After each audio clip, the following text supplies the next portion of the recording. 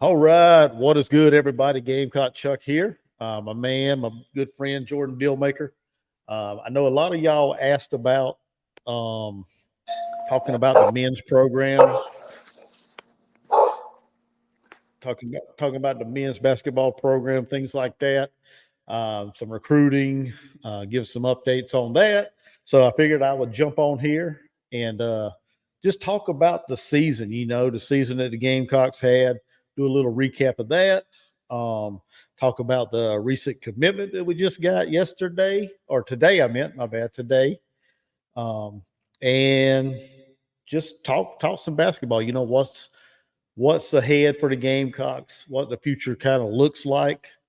Um, Although I cannot tell the future, but we can talk about it. See, as far as the roster, what's coming back, and if there's anything out there that Coach Paris and them is looking to bring to the team. And like I said, I had my buddy Jordan. Looks like he had something happen at his house, so sounded like the doorbell rang or something. So we're gonna go ahead and just get started with this thing. So, like I said, phenomenal season, phenomenal season by the Gamecocks, by the men's program. Coach Paris' second year at the helm, leading the Gamecocks, and it couldn't have went any better, in my opinion, than the way it did. Um, Finished the season 26-8. That sound right? Yeah, 26-8. Best record for the regular season, the most wins in regular season for the school history. Well, they finished 25 regular season wins. I know it didn't end the way we had wanted it to. The Magic ride ended abruptly at the NCAA tournament, but we did get back to the NCAA tournament for the first time since 2017. And we just didn't put a good performance forward in the tournament this year. But it is what it is, like I said, we had a great season. Don't want to take anything away from it just because we had one bad game in the tournament. We had a good season. What's up, Jordan? Hey, man, I'm sorry. Well, I'm sorry about that. My doorbell rang, and it's somebody wanting to do a survey. I'm sorry. I'm sure you heard my dogs in the background. I apologize to interrupt your opening dialogue. Oh no, you good. You good. But yeah, like I said, like I was saying, we had a good season, man. So I mean, I don't think it was a one-off.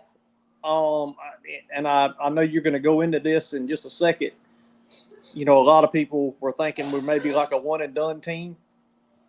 I think we're far from a one-and-done team. I think Lamont Paris, his first year, he had to learn the ins and outs of being in South Carolina.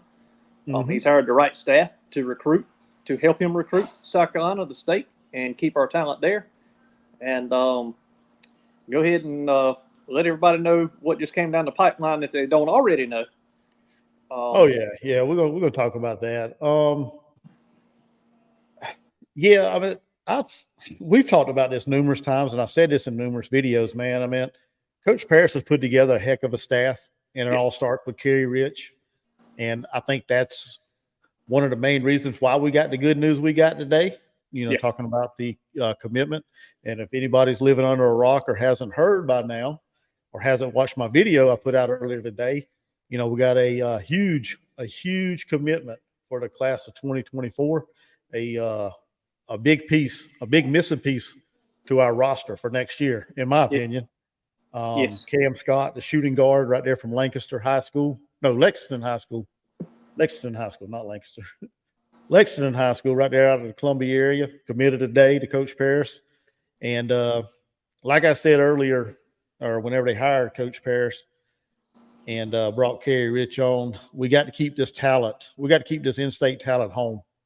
We can't let these blue chip players, these top talented recruits, leave the state of South Carolina, because for many years they've done that. They went to the Marquettes, they went to the Kentucky's, the North Carolinas, you name it. They went to the big blue blood programs instead of staying at home. And now that Coach Paris is there, and he brought in Gigi last year, and he brought him in, but I don't want to say that was because of really, him and recruiting as much as it was or the fact that he wasn't able to reclassify to join North Carolina, because we all know that was the main reason why he stayed at home for South Carolina, because he couldn't reclassify and go to North Carolina, because that was his dream school. Right.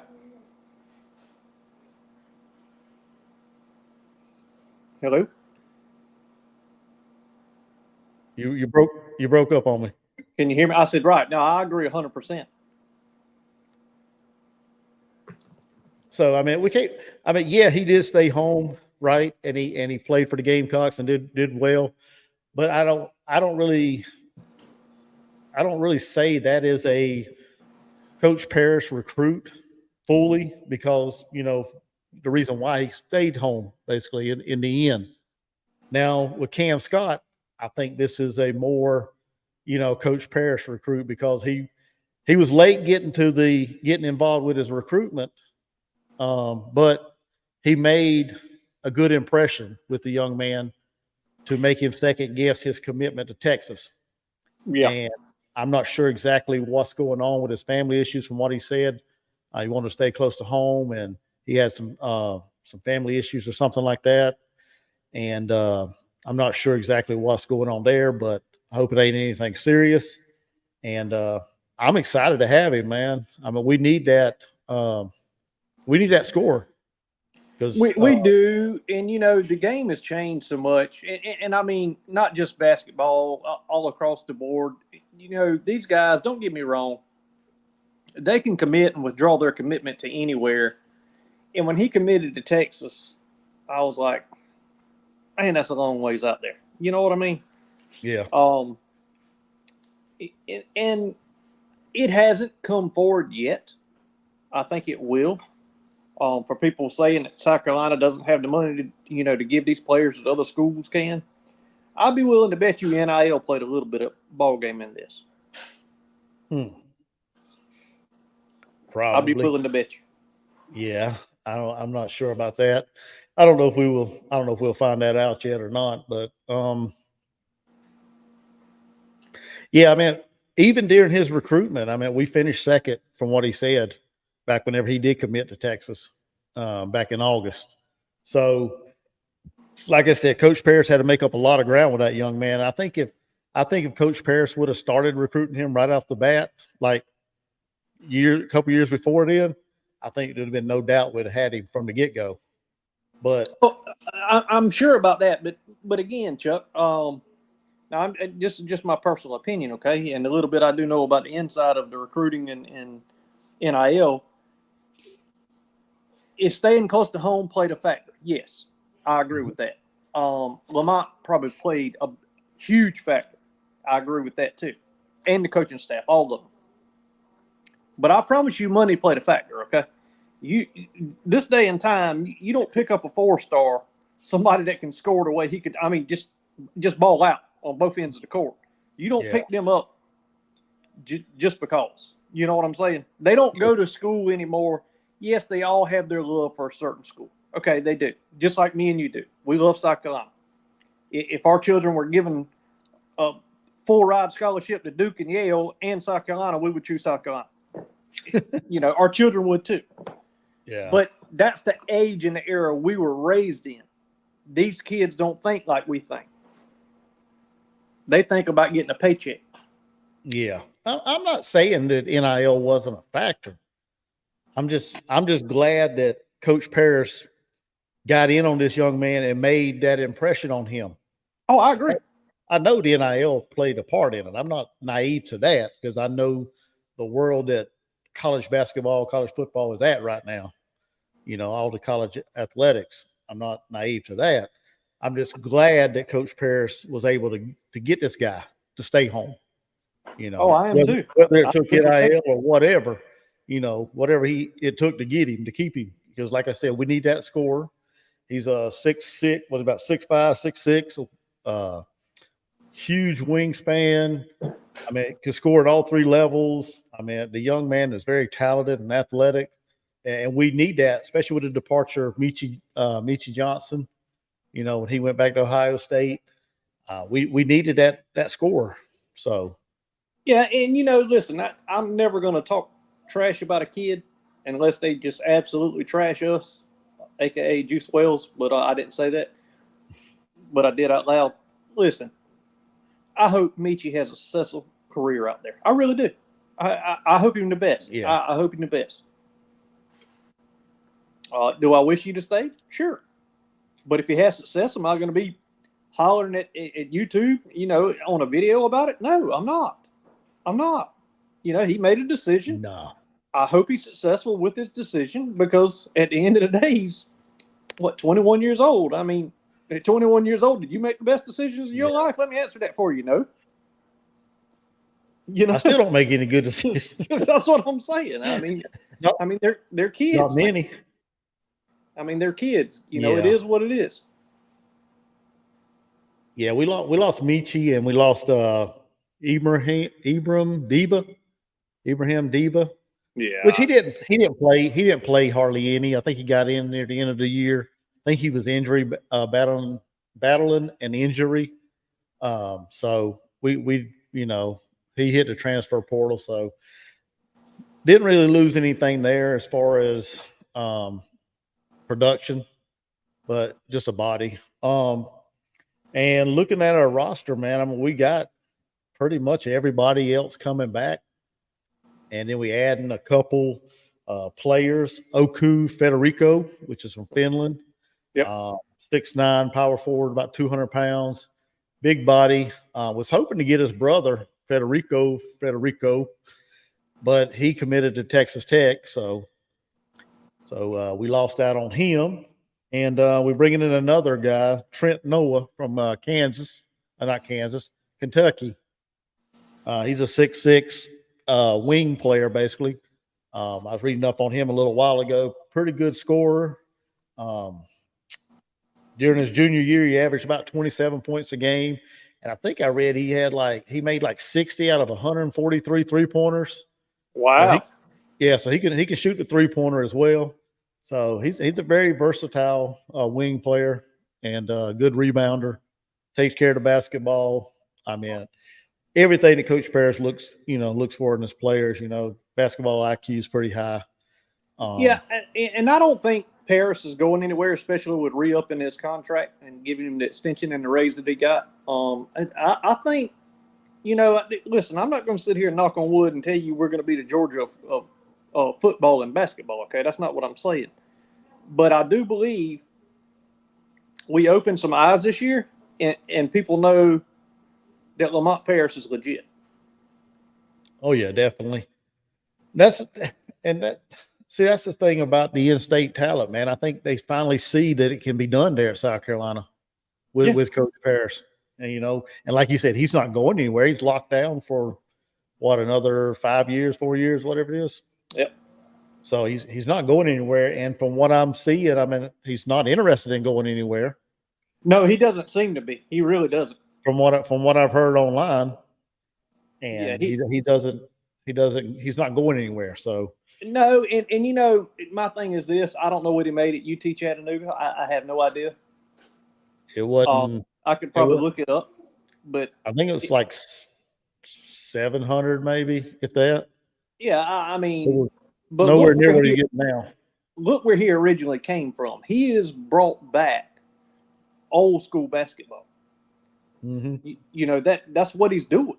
It's just that nasty, roughneck defense. And I'll be honest with y'all, I would much rather watch collegiate basketball than I would the NBA because there's nothing but a scoring fest. I mean, they don't even play defense. Nobody. Yeah. And he's brought that back, and people are paying attention to it. And it's not easy to play defense. Defense is probably the hardest, to play on both sides of the ball. But, all I'm going to say is I don't want to eat crow. I don't think I'm going to eat crow. But South Carolina is a force to be reckoned with in basketball. Maybe not this year coming up, but the blueprints are in front of him, okay? Oh, yeah. He's got what he's good at. And then he's got a coach literally 40 foot down the hallway from him that is the GOAT of women's basketball. And they can bounce ideas off each other. You know what I'm saying? Oh yeah. I mean, it's not it. I hate to sound like it. It's not rocket science. It's just putting the right people in the right places. But yeah, oh yeah, definitely. Yeah. I mean, he's always, like you said, he's always got that that go-to, Coach Staley. He can always, bounce ideas off of her or talk to her. I mean, he's always got that there, right there at his disposal. And I think he's using that, from what I understand. He's taking advantage of, her time there. And from what I heard, they built a good, strong relationship. And that's my understanding as well. They're good friends. So he needs to keep that friendship and soak up as much as he can from her, as far as how to keep the talent home and how to continue to build the program. He's already got the foundation laid. He just got to keep building on it. Yep. And today was that one of them layers, one of them small layers, one of them bricks, I guess you could say, to the next layer. For sure. He just got to keep doing that. Yeah. And I wish he's a little more transparent with some of the people he's looking at or recruiting, because it's kind of hard to dig anything up to see who we targeted, because we've had this conversation. And I've been trying to pay attention to as much stuff as I can to try to figure out who he's, hosting or whatever. And it's hard to find that, man. I mean, I know there's been some players that we were looking at that we've missed on. That Jordan Sears, we missed on him. He went to LSU. And then Federico, he went to Texas Tech. There's another guy that I heard about that he was hosting the other day from Wisconsin, I think it was. And his name was Connor Essigen, I think it is. Never heard of that one. Yeah, he's I think he's a forward, or I can't, hold on. Dang it. I should have wrote that down. But from what I've seen, he hasn't played a whole lot. So, or either he hasn't played a whole lot or he's been injured, because he's only averaging about 2 or 3 points a game or something like that. So he's not really performed, I guess you say, as far as production. Let me see if I can pull his stats up real quick. But he was visiting the other day, I think it was, or he was in town the other day or this past weekend with Coach Paris, I believe. So, well, I kind of admire the fact. I really, really do admire the fact that he does operate kind of incognito. Does it tick me off because I don't know? Selfishly, yes, it does, because I want to know, because I'm curious. Yeah. But, he's a night rider. I mean, he can slip in and he can get them, and man, hey, you can't blame him. You can't blame him. He's a 6'4" guard at Wisconsin, and he's only averaged about 3.2 points a game this past season. So I'm not sure exactly why his average is so low. I mean, I don't know a whole lot about Wisconsin. He's only playing about 7 minutes a game, so maybe he's coming off the bench. So I'm pretty sure he's got to be some kind of talent if Coach Paris is going to recruit him. I mean, he's got to have some kind of skill set that Coach Paris likes, or perhaps it may be a connection with his days back with Wisconsin, Bo Ryan. But it very well could be. I was sitting here thinking about that. I was about to bring that up. I said it might have a connection that is deeper than what you think. So last year he averaged about 12 points a game. See, he had a big drop off. That's what I'm trying to figure out. I don't know if he was injured or what, but he played 33 games this year. But it was, like I said, in low minutes, and he shoots about 39% from the field, about 30% from the 3-point line. And he's a hell of a free throw shooter, about 91%. Yeah. But like I said, his stats ain't popping out like I would think they would be. And like I said, I'm not sure if he just Wisconsin might be just that deep, or I don't know, because like I said, his numbers don't. When you look at his numbers, you're like, wow, we're recruiting this guy, or we trying to get this guy out of the transfer portal. But I mean, there's got to be something there. Well, and I think some of these high profile players, they turn this thing into almost like being elected president. I know that sounds far reach, but it's the truth. I mean, they use it for social media platforms, and I mean, I understand that, but that's how they make money.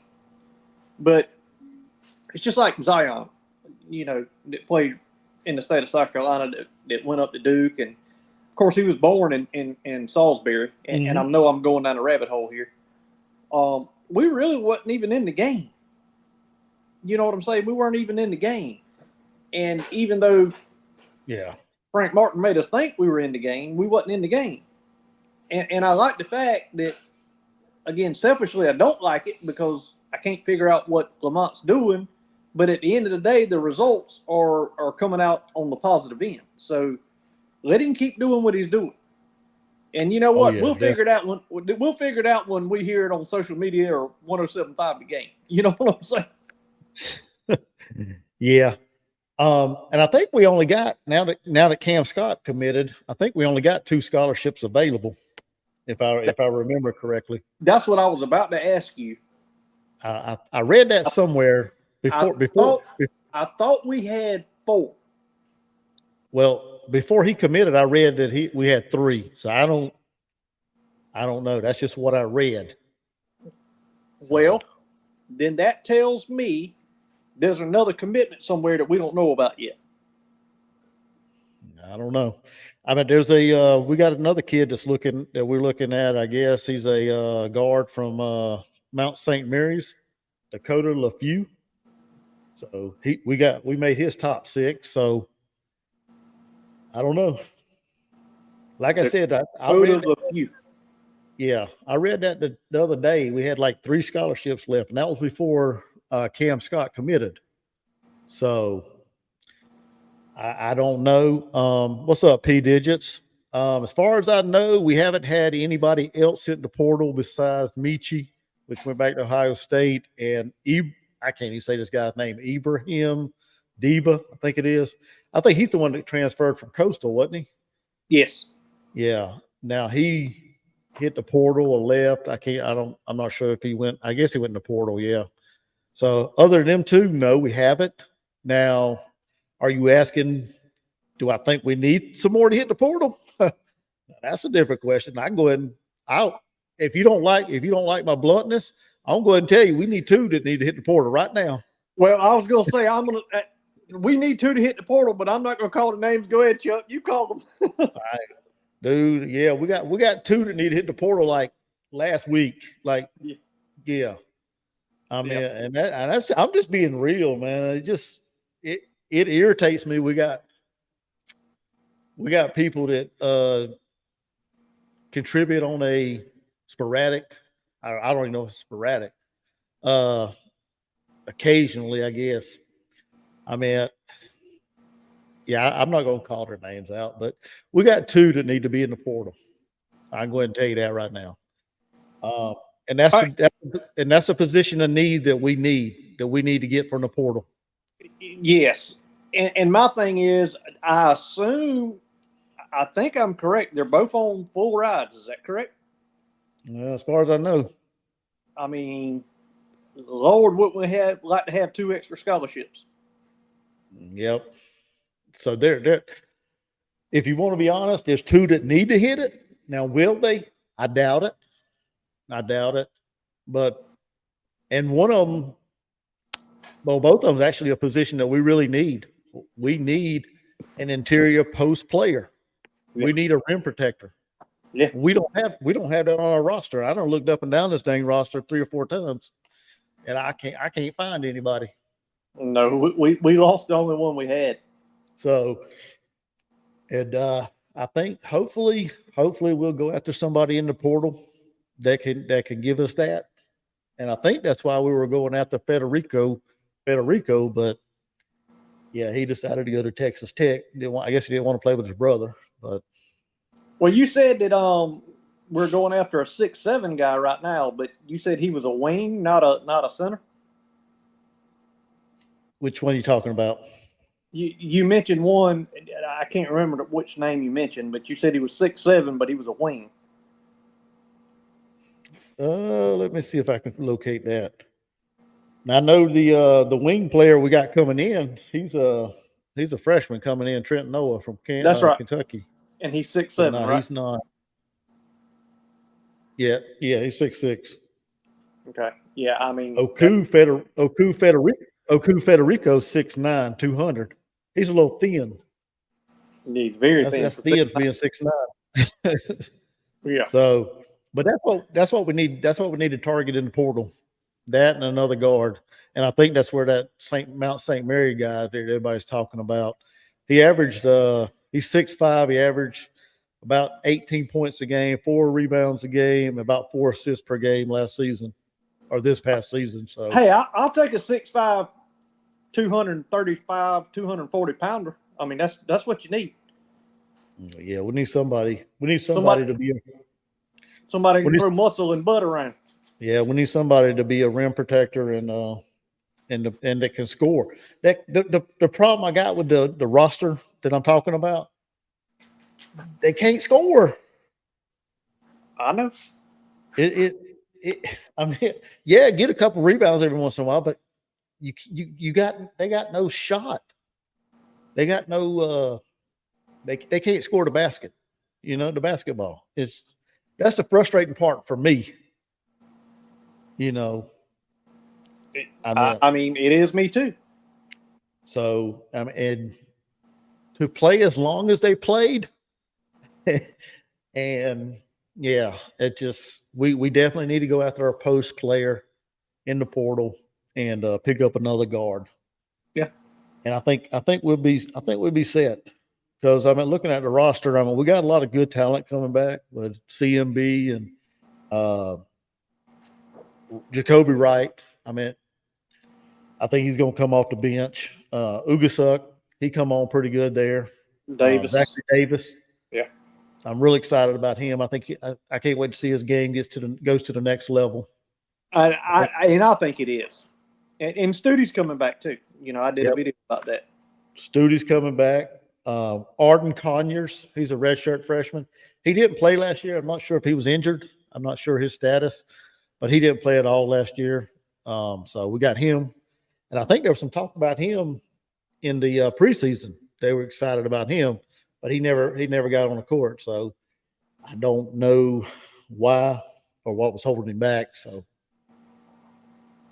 I think with what we've got coming in, of course, today's recruit, I think we'll be just fine in basketball.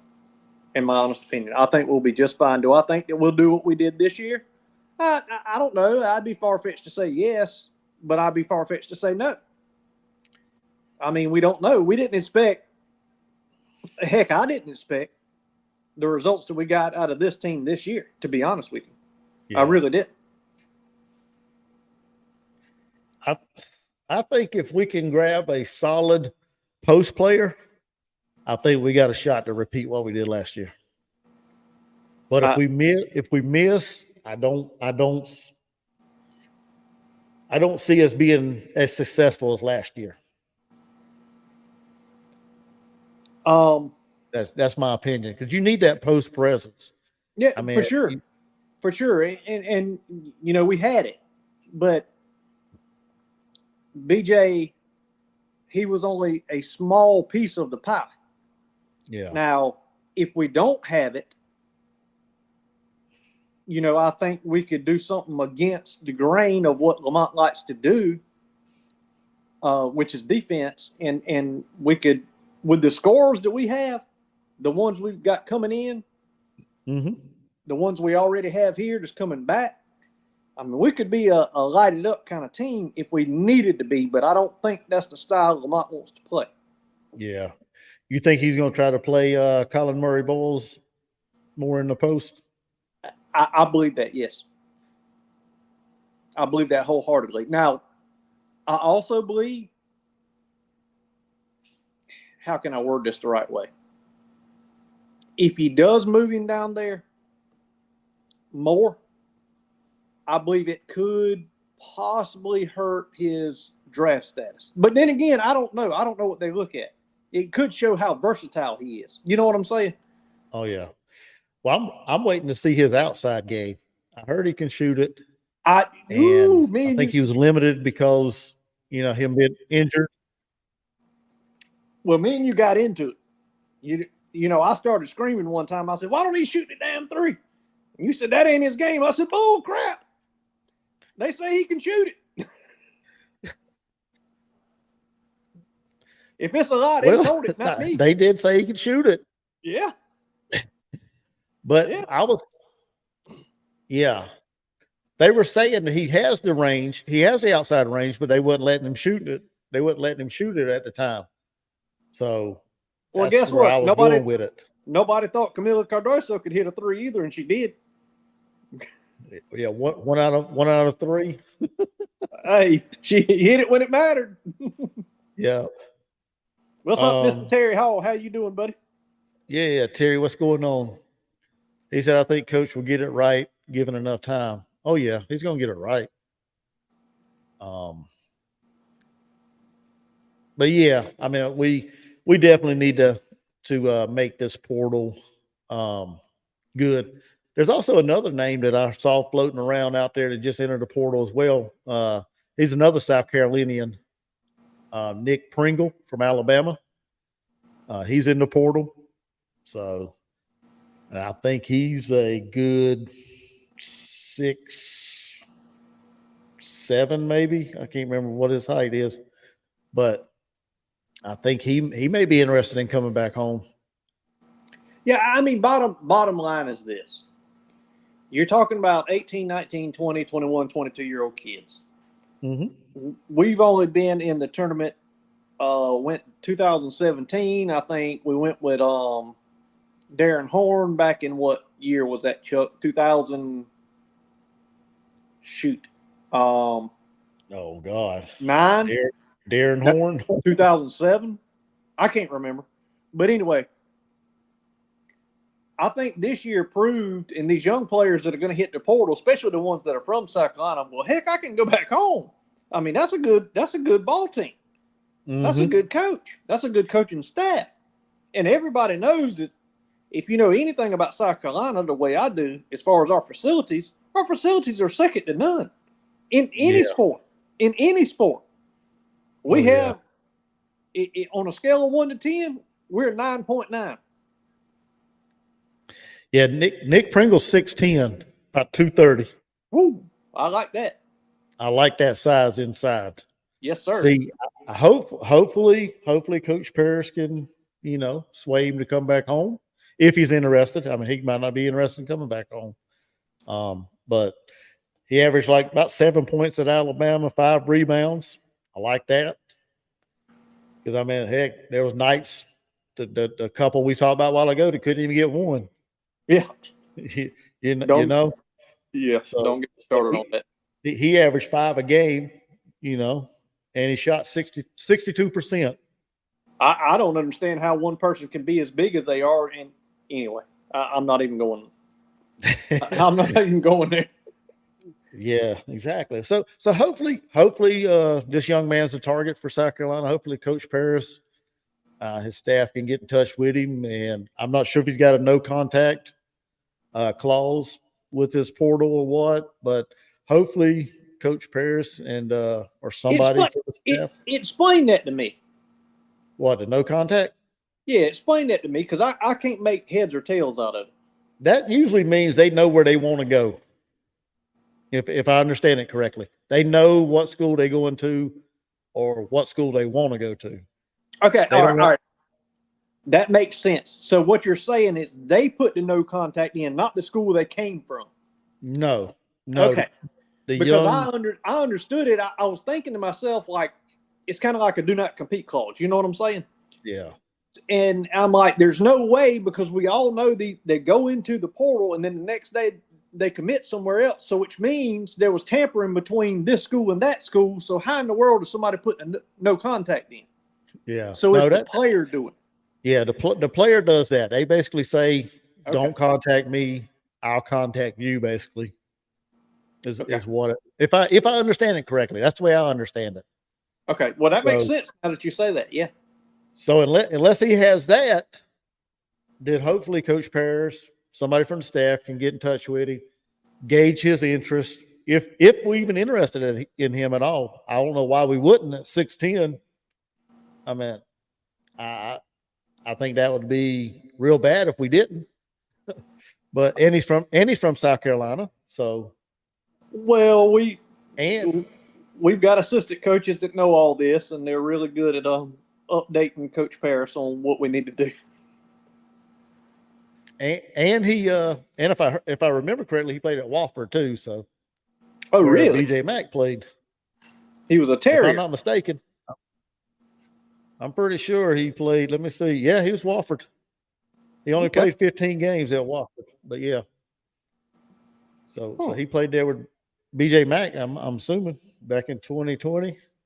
Yeah, had to play with BJ. BJ was there in 2019. This was his final season. Yeah. Yeah, he's got another year because he's only a senior. So, but yeah, hopefully we can get this young man, gauge his interest, and see if he wants to come back home and see where that goes. I guess, but we definitely need to target a big interior post player. And Mr. Billy that's Cole said Tennessee lost 2 to the transfer portal, and then they lost. he backed up what you said. Don't call me. I'll call you if interested. That's what Yeah, Chuck just explained to me, Mr. Billy. I appreciate it. yeah. I was confused. I thought that there was a possibility the school could put that on a player, and I'm like, that makes no sense. Nah, I'm glad no, y'all clarified that for me. yeah, that's usually what it is. Actually, there was a couple of women basketball players that did the same thing. That Reagan Beers that played for Oregon State, she put a no contact on hers too, and several other players that I've seen. So I thought it was something to do with the college, but no, it's actually the player that does it. Well, and that was my thought process. I'm glad you clarified that for me. Well, speaking of women, can you want to go down that path real quick? Yeah, we can do that. Go ahead. All I can say is, wow! Congratulations, Dawn Staley. Congratulations, team. Um, a lot of people frown at me when I say what I'm about to say.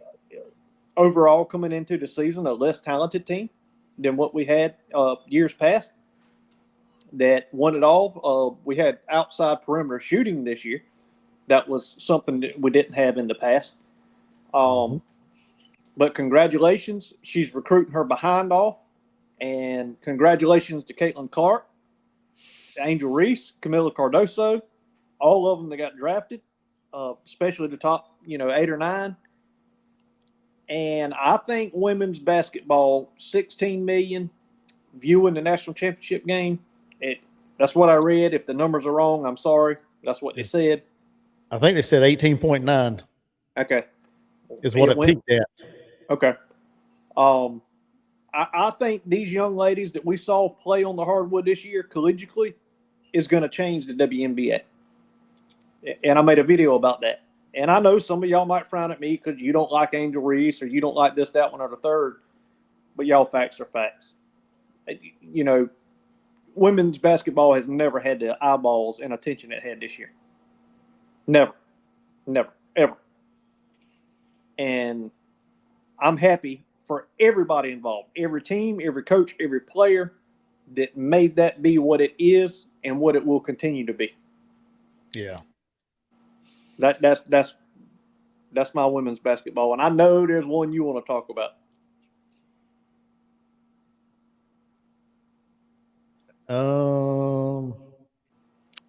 You got me on that. What did I tell you I was going to talk about it? No, I just figured you were going to go down the path with our biggest recruit lately. No, that wasn't the path I was going on.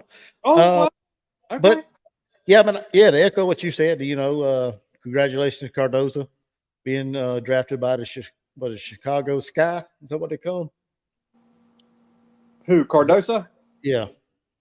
I think it's Sky. I mean, yeah, I think so. third pick overall, I think it was. I didn't get to watch the draft because I was out doing something with my family and I forgot all about it. And I want you to tell me this. Why would you draft Camila Cardoso and Angel Reese in the same draft? Explain that to me.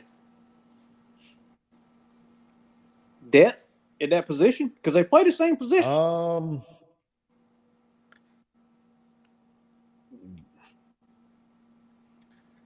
I don't know. I wish I could. I mean, I know why they drafted Cardozo. I mean, she's 6'7", a big post player. Yeah, I mean, I do too. But I mean, you got to give Angel Reese credit. I mean, I don't like her shot. I don't like her shot, her style, her jump shot, her shot around the rim. I think it's one of the most unorthodox looking shot that I've seen, but it's effective, and she can block. Effective. And she can block shots, and she gets the hell out of rebounds. Yeah, and she can rebound. She's real tenacious down low. I think they building something good there in Chicago with them two ladies. I mean, I do too. It just befuddles me of two, and I know Angel's not necessarily a post player, but she is in the same token. You know what I'm saying? Yeah. That you recruit or you draft your top two picks that you have. As a matter of fact, I think they traded up to get Cardoso. I mean, to get Angel Reese. I think. Yeah, they did. They did. Yeah. That just it shocked me. It actually shocked me. Yeah. Yeah, and the animosity between the two, like Mr. Billy said, on the same team. Yeah, I mean, I'm pretty sure they don't dislike each other from a personal standpoint. I think it's more competitiveness. But if y'all go watch my video on Angel Reese, I explain it all. She is a genius, okay? She is a genius. She played the part, y'all.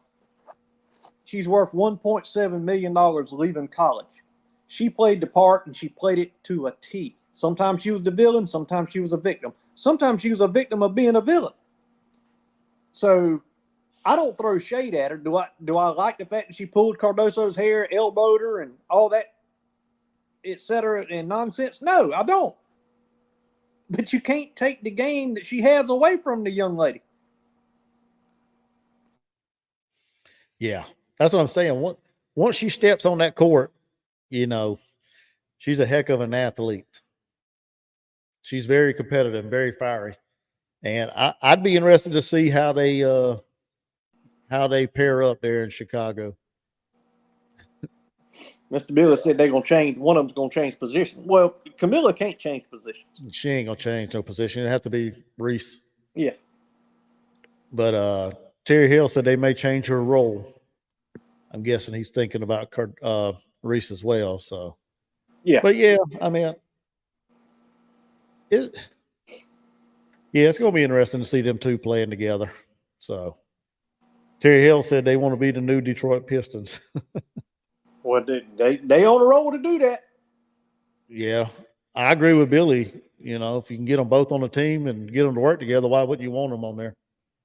Well, I think the draft pick of them all was getting Caitlin Clark playing with Aaliyah Boston. I mean, goodness. Oh God, Indiana's going to be. How do you stop that?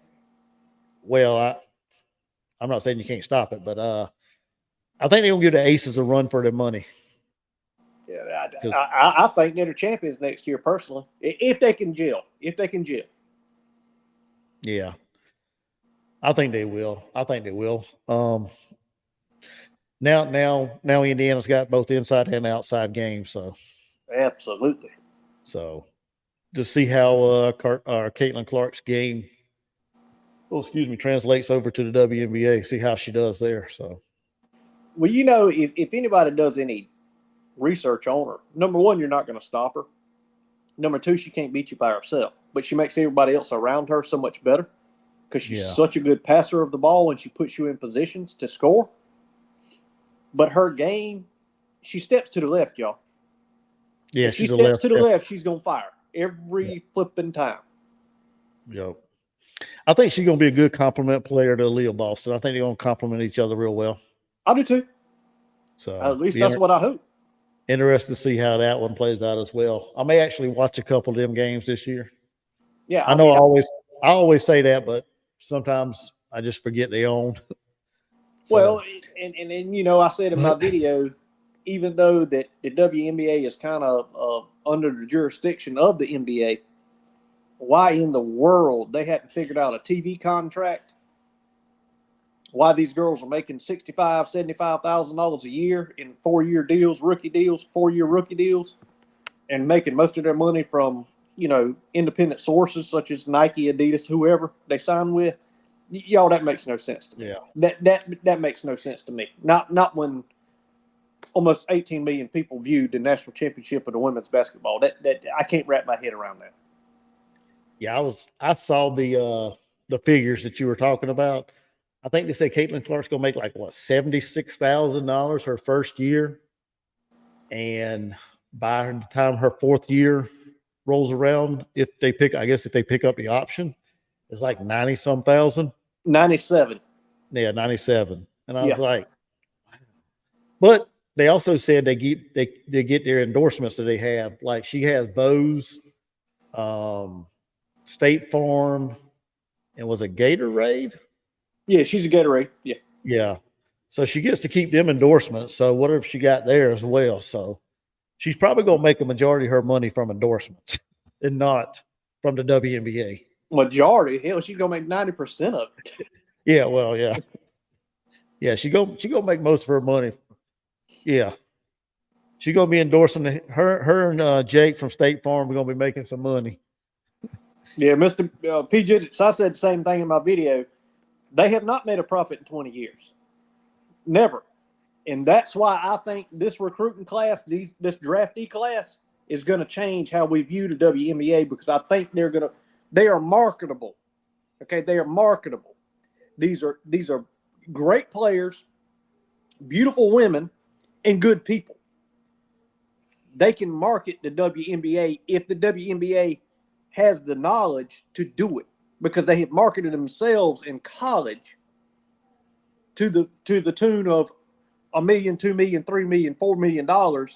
So why in the hell wouldn't you take the opportunity to do that to blow the WNBA up? Unless the NBA puts their thumb on them and says no, no, no, no, because they are a subsidiary company of the NBA, and I don't know if most people know that, but they are. So is that that's what your video was all about the other day, wasn't it? Yeah.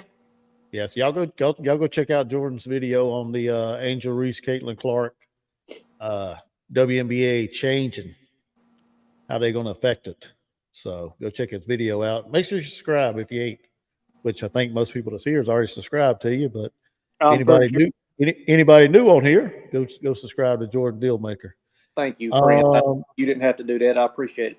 No, anyway, Billy Cole, no, we're not going to waste any time on the Tennessee white and orange or orange and white game.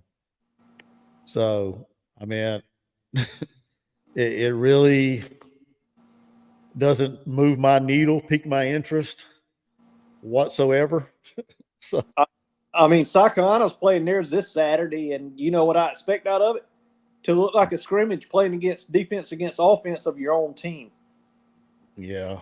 I mean, I'm not going to get all bottled up on a defense playing against the offense they've been practicing against for 15 practices, knowing what they're going to run if you pay attention to it. So, I mean, yeah, these spring games, y'all, to me, it's a televised practice. It's all it is. You know, I was thinking about that spring game. I saw a couple of videos. I think it was Carolina Jackpot and Pigskin Pete, a couple other people talking about the spring games and things like that. I want to be angry when I watch the spring game. I want to be angry at the end after watching the whole thing. I want to be angry about it because Beamer and so many coaches like to pump you up, right? Mm-hmm. They get you excited. They tell you who's doing good. They tell you what, how they think they're going to be this year.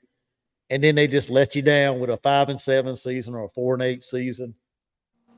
I want it to surprise me if we do good, if we have a good quarterback, or if we have good running backs, or if our offensive line is better. I want to be surprised about it. So I hope we look like crap Saturday night.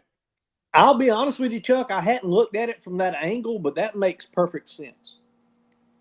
Because, I mean, hell, last year. Let's talk about last year. Everybody talking about, oh, we're gonna run the ball. You know, we got this one, that one in the third, and the offensive line looked so good just to run out there in Charlotte, North Carolina, to look like we had our pants down, turn around pooping, and somebody run up behind us and stuck it in us. Yeah. You know? Because I don't want to be optimistic about this team because, well, I'm not an optimistic person anyway, but I got to thinking about that, man, because everybody's talking about what they want to see, how people's going to look. I listened to Beamer's press conference twice, talking about how he's so excited about the players are competing and want to compete, and it's the same old thing every year. So I want to go. I want to leave Saturday night, whether I watch it or go to it. I want to leave Saturday night pissed off about how we did. Well, you know, you and I like to joke with each other. You call me optimistic, and I call you pessimistic. But you know me well enough to know I'm not optimistic about this football team. Okay, I'm not.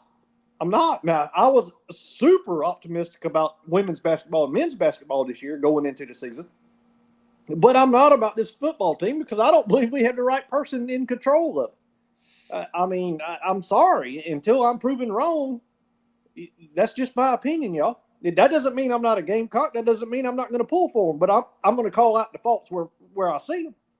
Yeah. You know, I've always kind of been optimistic about it. I always kind of buy into the hype, and I don't know why, because I'm not an optimistic person. I'm pessimistic, but I always buy into the hype. Oh, we're going to be good this year. And what we do, shit. 6-6, 5-7, 4-8, whatever. And so this year, I'm going at it a different angle. So if you talk to me Saturday night, I'm going to be pissed off. Just to let you know. Okay. Regardless, what the hell can you take from a full-blown script? What can you really take? They blow the whistle.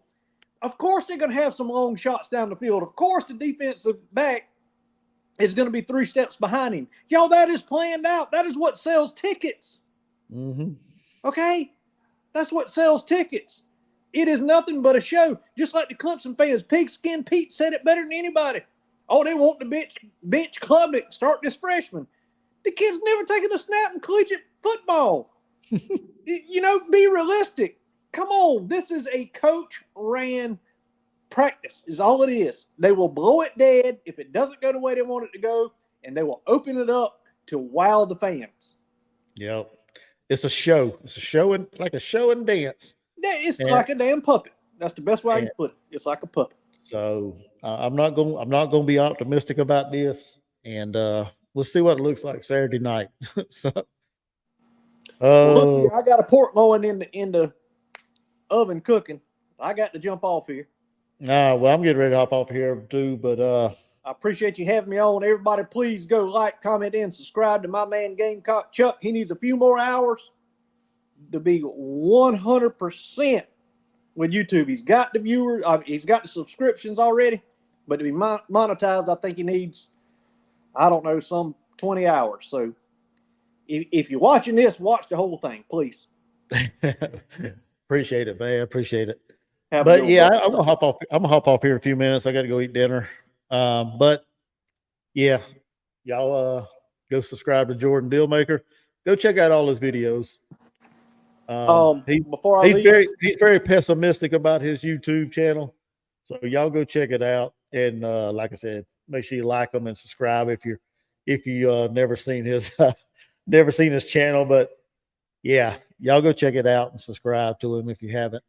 So. I'll talk to you later, my friend. Mr. Billy Cole, you're right. Sean Elliott is the man for the job. He should have got the job when damn Muschamp got it. Anyway, with that, I'll talk to y'all later. Spurs up. All right, man. What's up, Octavian? But yeah, I just wanted to hop on here, talk a little bit about the men's basketball program.